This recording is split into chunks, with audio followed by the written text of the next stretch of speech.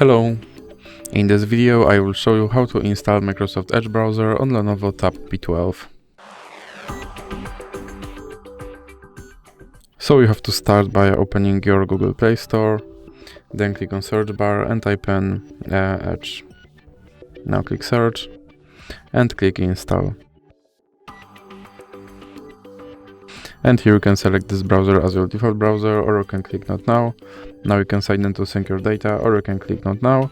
And here you have to confirm your data and privacy settings. Now you can try out extensions, or you can just click next.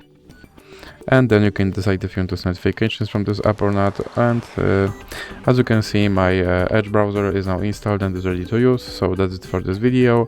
If you liked it, please remember to leave a like and subscribe.